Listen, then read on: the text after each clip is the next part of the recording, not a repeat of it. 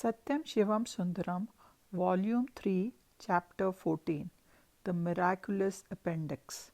For us who adore Baba and for all mankind who are deriving the benefits of this Advent, whether they acknowledge it or not, it was a great day, the 10th December.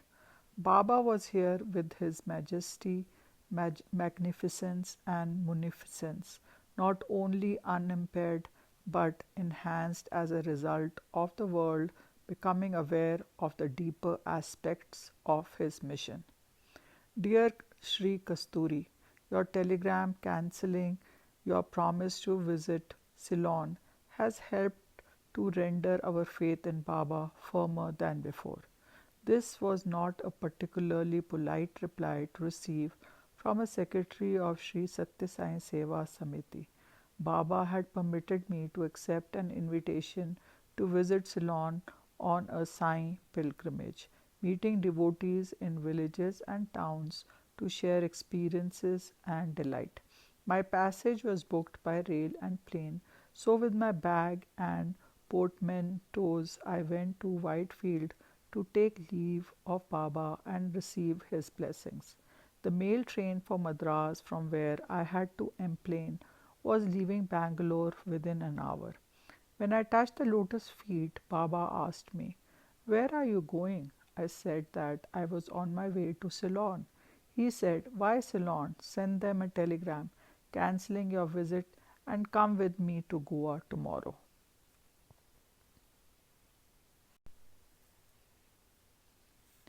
That was a telegram which placed the faith of Sai devotees in Ceylon upon unshakable basis. Later, Sri Tyagaraja, the secretary, set my mind at rest, explaining the cryptic comment Dr. Nalanathan, the president of Samitis, had read out my first letter accepting the 10-day schedule before a large gathering of devotees, and when he finished, he did a very Dr. Nalanatha thing. He heard himself say, "Of course, Mr. Kasturi has very kindly agreed to come and be with us for 10 days. But listen, he may not come at all. There is a many a slip betwixt the cup and the lip. At the very last moment, he may get a telegram cancelling his visit." 6 days later, the telegram arrived, and Ceylon knew that it was Baba who had persuaded Dr. Nalanathan to utter those words that day, for he shapes the future, recasting his project's plan. When he cannot predict about our own selves, how can we predict about Baba? He says that no one knows what he is going to do in the next 5 minutes. Therefore, we must learn to remain content witnessing the divine play. At noon the next day, I accompanied Baba on a circuitous journey to Goa. The 3 cars moved towards the log falls. The party included 3 lady devotees from United States, June Schuyler, who described herself as a simple, middle-aged teacher of young children, Indra Devi, celebrated as the first lady of yoga in America, and Mrs. Rajagopalan, an Italian living in United States with her Indian husband. As usual, while leaving Brindavan, devotees lined up on both sides of the road, anxious to get glimpse of Baba and to see the hand that waves out of the window until a turn makes it impossible to fill the eye with it. The afternoon was quiet and bright as cars entered the tranquillity of the vast countryside, writes June. My mind was jumbled with the feeling of incredulousness. For many years, peace of any kind seemed an unlike prospect for me. God was my only hope, and now, wonder of wonders, I was happy with the Lord lifting my burden off my mind. On the way, Baba signaled the car to turn towards a lane off the main road so that we could drink coffee and consume some snacks.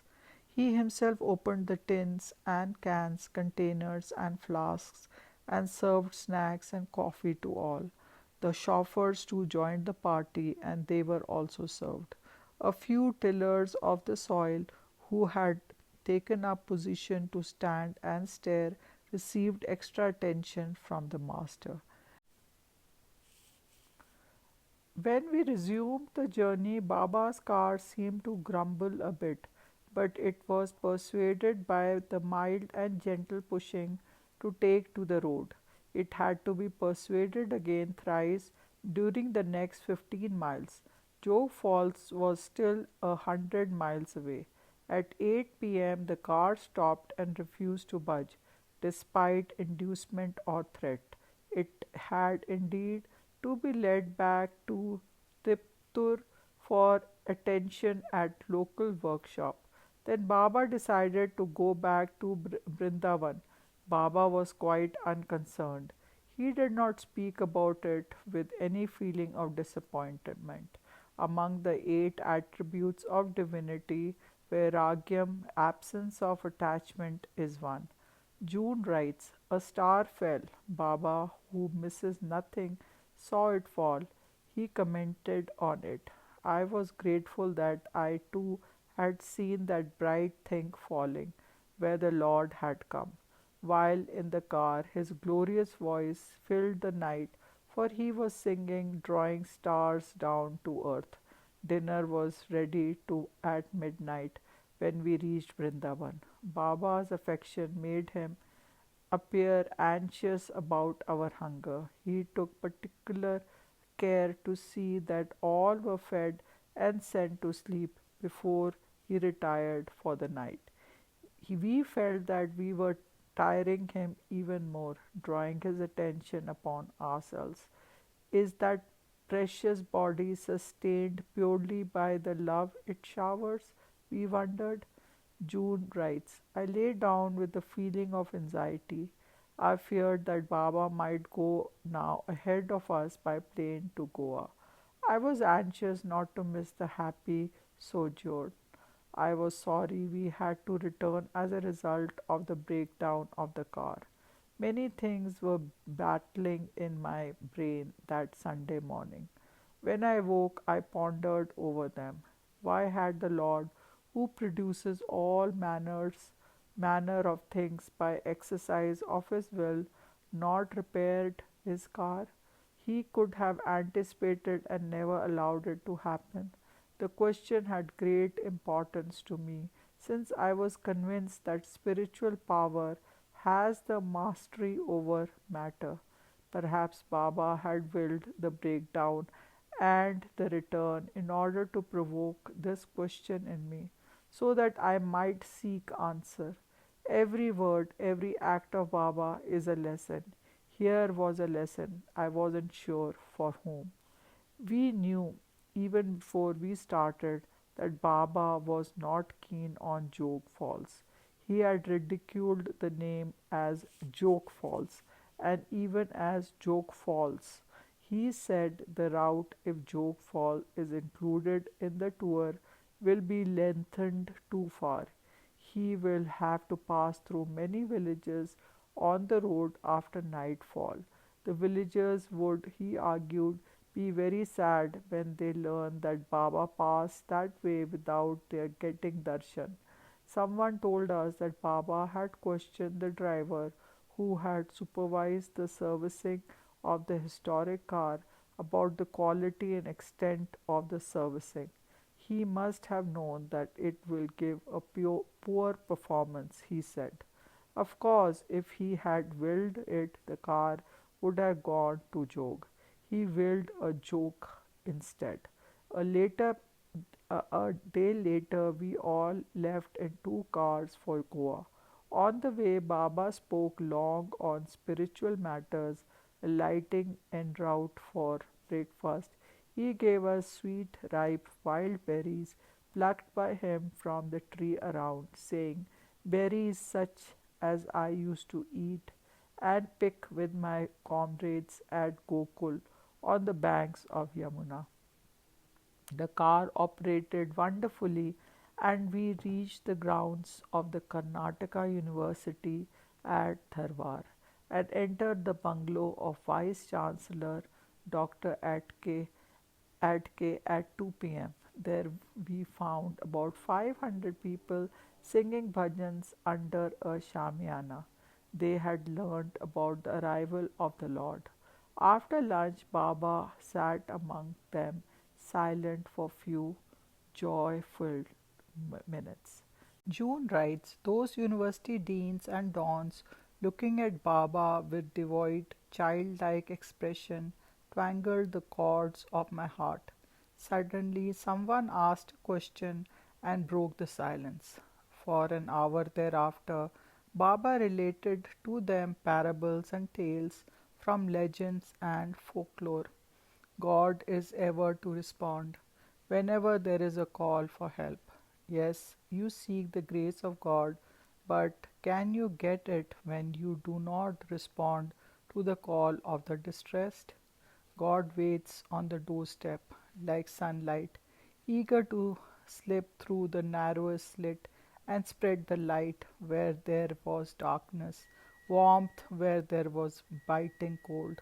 So too you must wait for the chance to brighten and lighten the lives of others deprived of cheer and charity. Awaken the people to glory of the Creator through Nagar Sankirtan, he said. June writes, on the occasion, bursts of laughter which shook the room. I felt this is no dull, sober God. When I think of Baba, I picture Jesus with the same sense of humor. Baba was speaking in an Indian language which I do not understand, yet, in some mysterious way, I too was receiving illumination. It was Fiat 1500 in which Baba, Mr. N.D.M. Appa, Chairman, Mysore State Electricity Board, and I were traveling. The road was stony and rough, so the drive was full of jerks and jump. This caused Baba to reprimand the driver for not being circumspect enough. You do not know how much pain I get in the abdomen when it bumps, he said. We wondered why Baba, who withstood worst roads better, was insisting on slow driving that day. The last ray of sunshine cast long and slanting streaks through the tall, heavily crowded trees on the western ghats, which we were climbing. When we were on the top, the sun went down into the sea.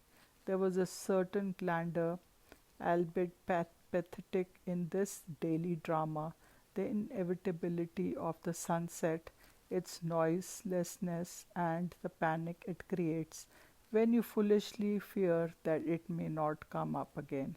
The forces of dark quickly overwhelming the earth sometimes give one an era sensation of despair. But we soon remember that the wise earth manages to keep one half of her lit and warm, so we sleep in hope and happy dreams. When the car reached Goa, it was night. The stars came forth, they came with us, every yard of the road keeping pace. When the border of Goa state was reached, Lieutenant Governor Sri Nukul Sen, the host, received Baba and led us into a rest house where china gleamed in the shelves by the wall and germanium glittered on the window sills. We had coffee. From then on, Baba sat in the state car with the head of the state. Hurrying around the rumbling roads towards Panjin town, the cars finally arrived at Koba Raj Niwas, the palace of Governor General of the Portuguese possession in India and Far East for many centuries, but now the official residence of Lieutenant Governor. The time was 9:15 p.m. We had motored 385 miles since morning over good and bad roads, but Baba looked lithy and lily-like, which he hastened up the red carpeted flight of steps, 28 in all, to the flower-decked apartments set aside for his stay. Very soon Baba presided over the dining table, to which we were led by the Lieutenant Governor. We watched with amusement the contingent of waiters and beautiful chinaware which the Portuguese had brought from Maico. Though Mrs. Sen made bold to remind him of his duty to himself, he did not eat anything. He appeared to be anxious to send everyone to bed. Go, go, you all are very much exhausted, he insisted. I protested that traveling with him can never exhaust anyone, but he repeated that I was really in immediate need of rest. When we rose, Mrs. Sen was informed by Baba that coffee need to be ready for him only at 8 a.m. the next day. She knew that at Prashanti Nilayam he had his coffee at 6 or 6:30 a.m. But despite appeals for revising the order, Baba gave instructions that it was to be brought only at 8 o'clock. Baba was alone in the suite reserved for him. Nakul Sen pleaded for permission to be within call, but Baba sent him away to his own room. We from Bangalore were in rooms on the ground floor. About what occurred that night, Baba wrote later to Dr. S. Bhagawantham in a letter I carried to him on the 12th. On the night of 7th, strange events happened. I could not lie in the bed. I could not sit upon, nor turn from one side to another, nor could I speak or call. I did not like to cause anxiety or trouble to anyone, so I kept silent, pretending that all was well with me. Next morning, when the sense grew aware of the truth, it became clear why he had abstained from dinner and postponed the coffee hours, wanting only to hurry to bed. I knew why he had come away from Dharwar and why he had taken the driver to task. Obviously, he had been ill when we started out from Dharwar. Mrs. Sen felt that Cabo Raj Niwas was an unlucky place since he had fallen ill there, but Baba immediately corrected her. No, it is a house of good luck. I brought the illness with me to Cabo so that I could get rid of it here. By daybreak on the 8th, Baba appeared to be in great pain, and Nukul Sen called in doctors from Medical College at Goa and some leading physicians of the city. Soon an imposing medical team surrounded the sick bed. Their report read as follows: History of pain, right lower quadrant of the abdomen since 3 p.m. on the 7th December. To begin with, the pain was all over the abdomen, progressively in intensity.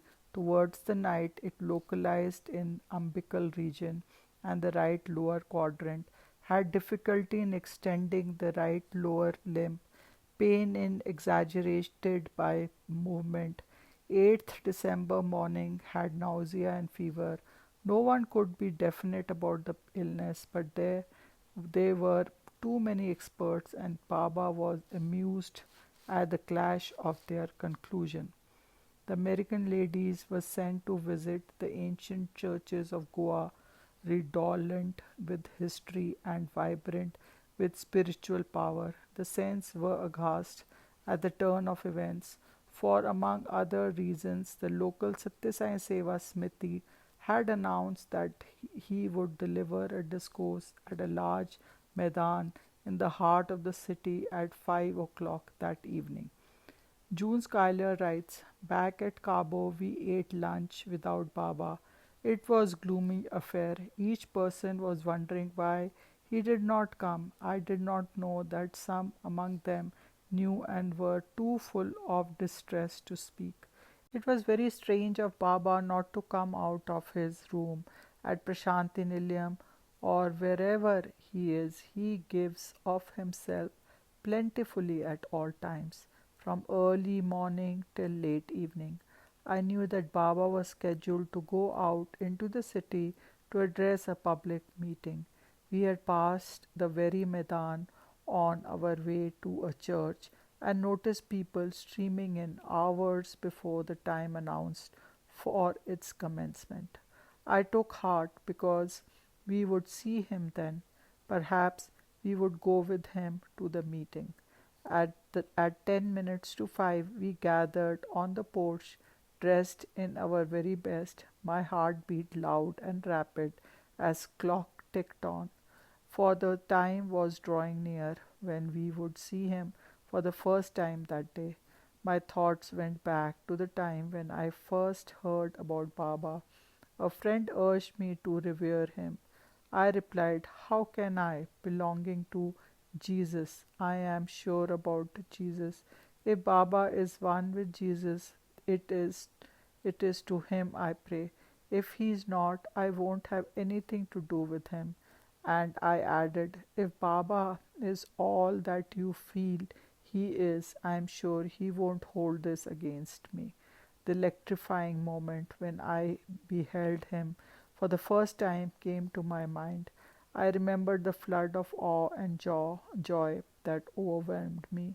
His first comment when he saw me assured me that he knew and approved of my feelings about Jesus and that he was certainly one with him. My mind returned to the present. I watched Baba's door intently.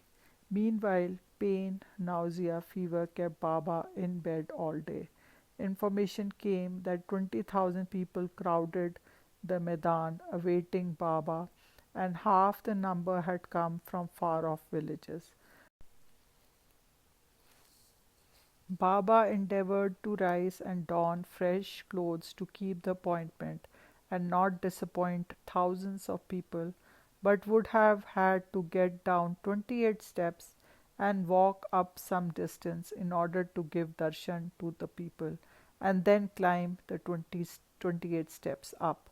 Baba directed me to tell the assembly to disperse quietly and to assure them that he will be addressing them in few days at the same place. I was to tell them that he had taken over the illness of a devotee, for I had witnessed such instances of healing and saving in the past years.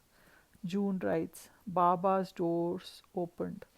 Mr. Kasturi came out. Why, Mr. Kasturi? Why not Baba? We sat sadly, watching a large blood red sun sinking into the Indian Ocean. The gathering heard my announcement with amazement and admiration, for they had heard many stories of Baba and his miracles. But this mystery of taking on an illness and saving a devotee from its consequences was something they had never heard, nor imagined as possible. Could such compassion exist? How does Baba assume the illness, and how does he rid himself of it? How has he done it in the past?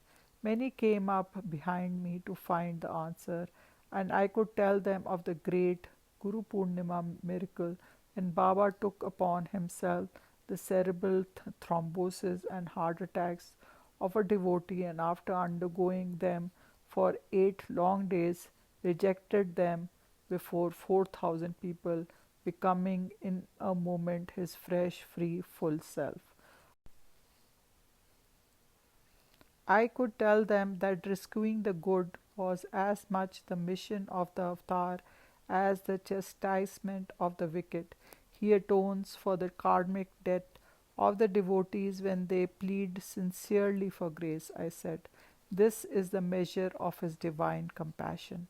At 8 o'clock that night, doctors reported lying supine in bed with legs drawn up.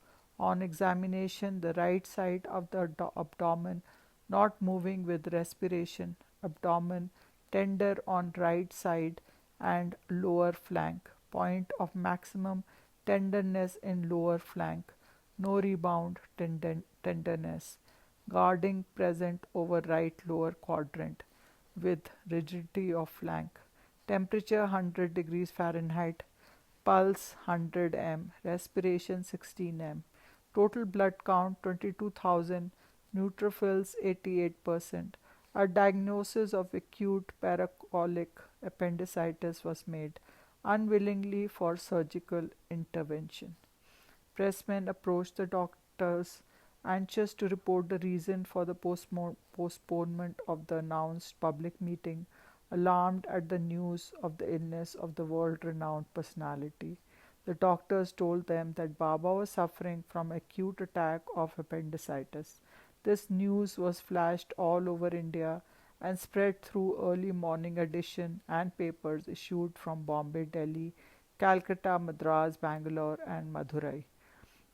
Telegrams and telephones calls poured in from all over the country, praying, pleading, and denying, disbelieving, hoping, weeping, and wailing. There were many offers to accept illness from Baba. Some devotees said that they would fast until Baba was free from the illness. Devotees, having firm faith in his divinities, were convinced that just as the illness had been taken on miraculously, it will be thrown off miraculously too. Doctors told us Baba must be suffering excruciating pain, but he said if I had to acknowledge that it is paining me, how would I have taken it myself? I have taken it on with love, and love knows no pain. June writes. Mrs. Sen confided in me that she has been praying all day to Baba, asking that she be allowed to share the pain. We all caught this idea and trooped into Baba's room with the same request. He sent us back saying, I do not feel any pain, and even if I do, I am never in the habit of distributing pain as prasadam, the gift from God. Indra Devi had with her a container with the idol of Ganesha on the lid given to her by Baba. It had vibhuti in it, and Baba had declared, whilst placing in it her hand, give this to people who suffer, it will alleviate the misery. The vibhuti will never be exhausted. She now offered some of it to Baba. He sent her away, saying, that would be selfish. I want you to use it only for the sake of others. Oh Baba, June implored silently. You are so sweet, so completely good.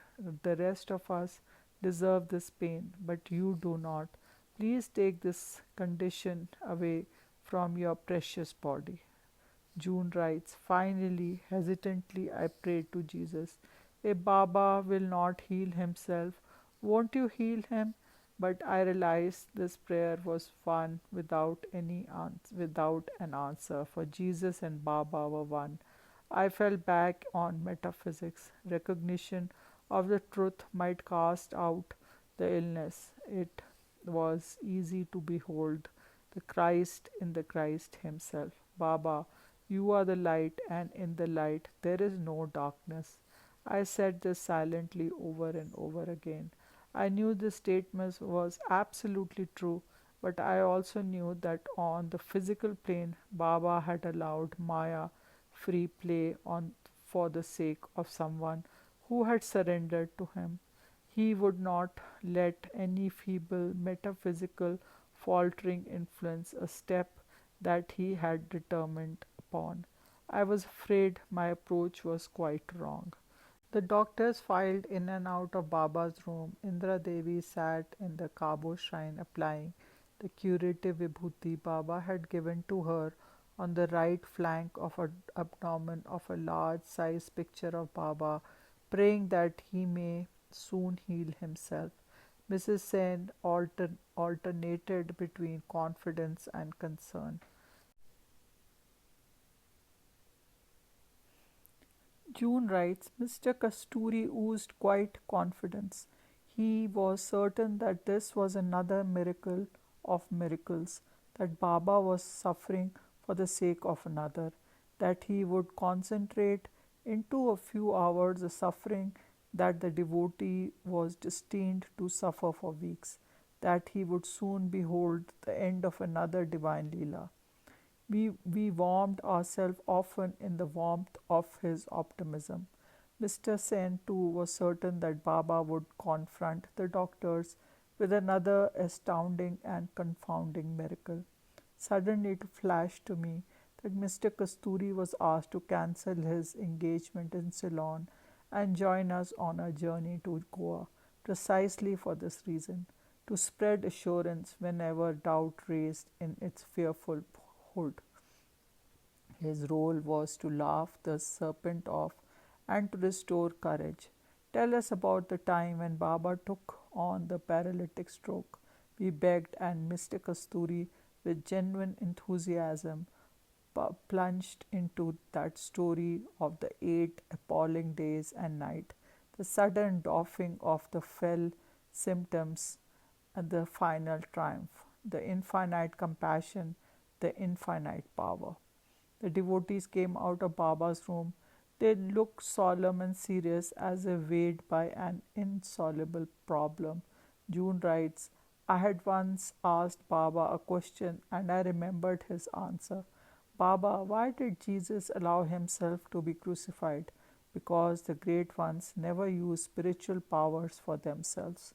Ah, Baba had not said the car right on Saturday night because it was not imperative for the good of someone other than Baba. Baba, Baba, I exclaimed. I adore you. I utterly love you. Imperfect as I am, I give my heart to you completely. Precisely at that very moment, I became aware that Mr. Nakul Sen was motoring to Mrs. Raja Gopalan, Indra Devi, and myself to step inside the doorway of Baba's room. I could not believe it was true. We crossed the threshold half expectant, fixing our eyes on the bedspread where the master was suffering for his dear devotee. He was not there. He was standing before us, feeble and frail, with eyes full of love and mercy charming in spite of it all. He drew back the orange robe and permitted us to touch those precious feet. The lovely feet were warm because of the fever. The beloved face was pale and etched with pain. The cheeks had been hollowed for want of sleep and refreshment, but he stood there for our sake. Do not worry, he said tenderly in a soft, soothing voice. It is a little upset, that is all, indicating the right side of the body. Swami, accept what the doctors prescribe, we prayed. We do the What do the doctors know? What can they prescribe? I only want your love, he said quietly, almost wishfully. He stepped out of the room into the adjacent drawing room where several others anxiously waited. He stood for a few minutes, looking languidly, lovingly at all, reassuring the timid and charging them with courage. Then he turned to the bed. None of us knew that the appendix was very near bursting point, and the doctors had said that he must not rise from his bed at any cost. Later in Bombay, on Christmas Day, Baba referred to the illness he had taken on at Goa and the suffering it caused to many. The other day, a serious illness came upon this body in Goa. Many who are devoted to me were plunged into anxiety and despair when they learnt of it. Illness can never affect this body, it cannot even approach it. If it should come sometime, believe this, it belongs to someone, not myself, and it goes just as it came, of my free will. I have no contact with it. I am not affected by it. The fact is that when a devotee prays for relief, Baba bestows upon him his grace directly or indirectly.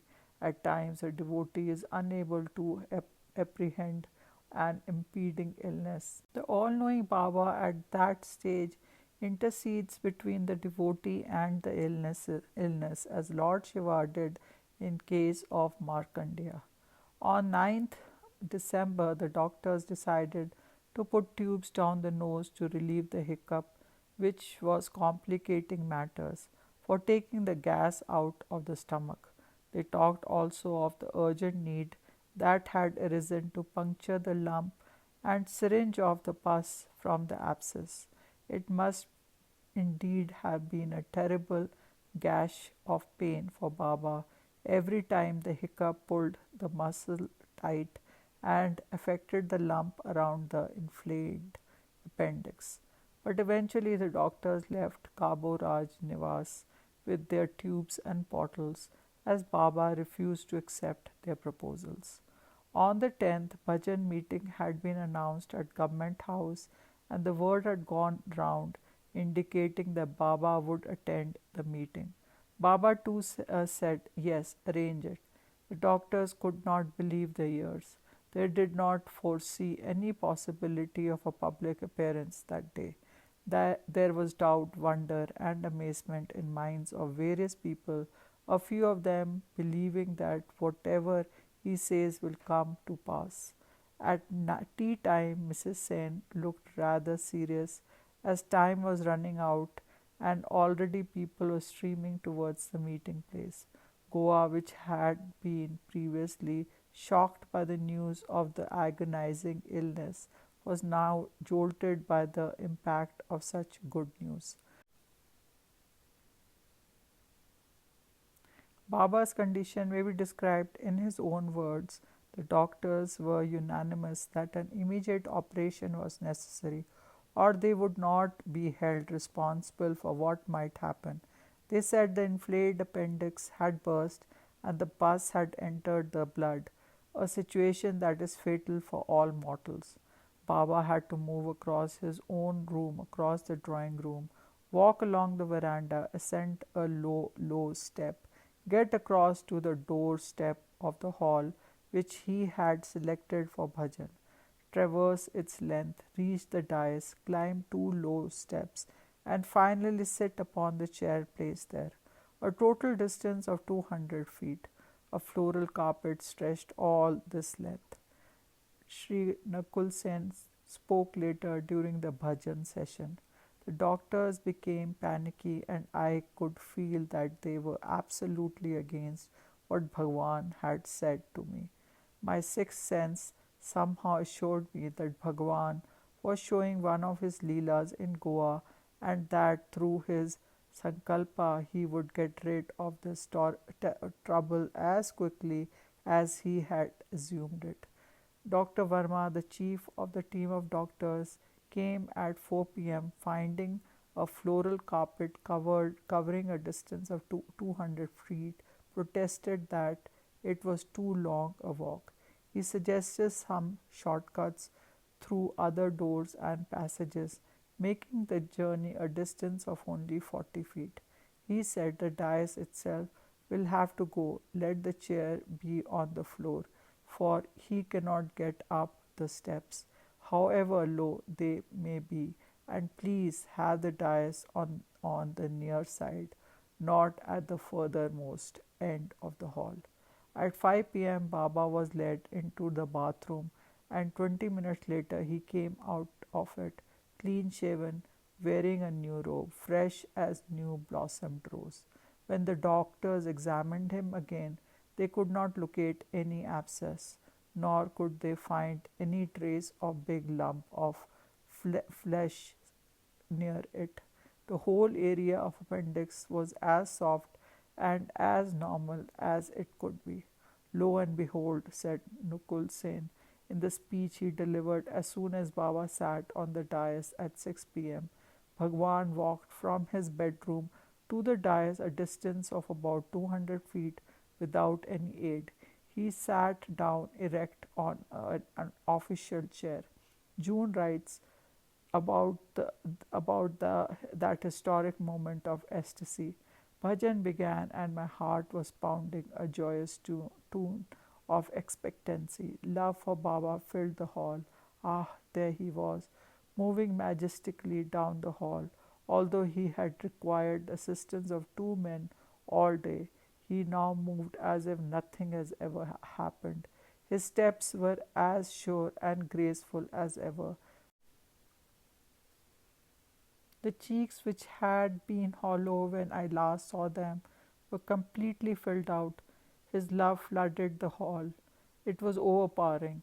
He swung into the room, and when he saw someone leaning against the wall with a sick child, the hand began the familiar circular motion to create the cure.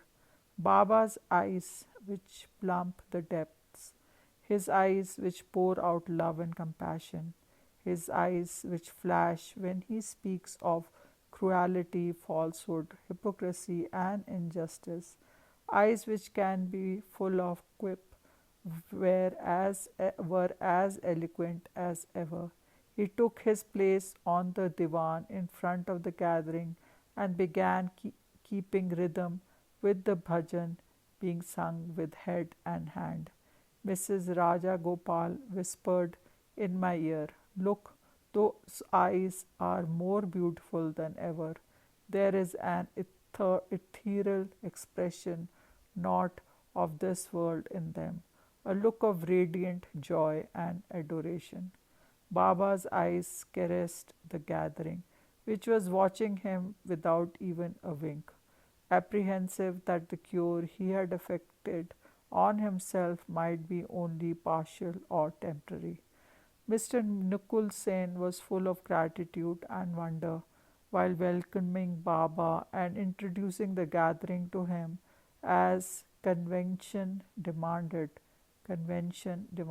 He said, "Bhagawan lives in the inner recesses of the heart of his devotees. There is nothing he would not do for them. He has simultaneously appeared in this form at different places to help his devotees in distress or to save them for impending calamities of which he alone has the precognition.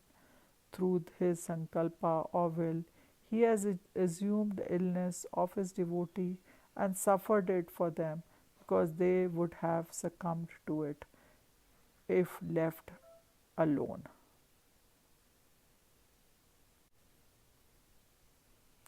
We had witnessed this now, a Leela which has greatly perplexed the medical experts of Goa. It leaves no doubt in our mind that there is nothing on this earth which is beyond Bhagawan Sri Satya Sai Baba. His Leela is Adbhut, unprecedented. It is romanchakari, exhilarating. It is Madhumaya, sweet in memory, Mangalmayi, prompting the happiness and welfare of mankind, Manoharini, overpowering the mind and turning it to truth, beauty, and goodness. It gives Ananda. The governor also spoke in some details about Goa and the associations it had with Rama and Krishna and their career on earth. He spoke of the legends that enriched the holiness of two rivers, Mandavi and Aghansini, that enter the sea right in front of Cabo Raj Nivas. Nakul Sen concluded his description of the ancient glories of Goa and its sacred contacts with Shiva, Rama, Krishna, and Parshurama, the divine avatars, with these words: "No wonder the Lord decided to visit this ancient and sacred land again in the form which he has assumed now, and the name of Satya Sai Baba. He has loved Goa in his previous incarnations, and Goa continues to be dear to him ever now." Baba spoke for over 40 minutes with his usual emphasis and elan. The gathering listened spellbound, for it was the message of triumph, benevolence, and benediction. The illness that had vanished an hour ago was still uppermost in the mind of all, and so Baba spoke of the significance of its entrance and exit, and its place in the scheme of Avatar's activities. There are many who doubt the existence of God, deny Him, or dismiss the idea of God as silly, outworn superstition. To make them discard their conceit, the divine, out of its innate grace, reveals its superhuman glory. The doubters receive the reply without asking. The door is opened without even a knock, for those who deny will not knock at all. The superstition will be illuminated into divine status by a concrete experience, an undisputable fact. The human body generates diseases as a result of faulty food, frivolous habits, foolish rashness, or fanatic emotions. The illness that was witnessed by you during the last 2 days was quite different. It was the illness taken over by me, voluntarily put on me, in order to save a victim who could not have survived it.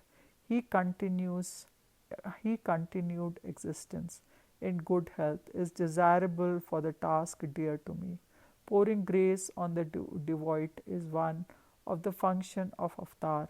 The appendix was inflamed. It turned into an abscess, which doctors could cure only by removal. He could not have survived it, I know. I have come with this body in order to save other bodies from pain. The body is ever free from pain. Disease can never affect me.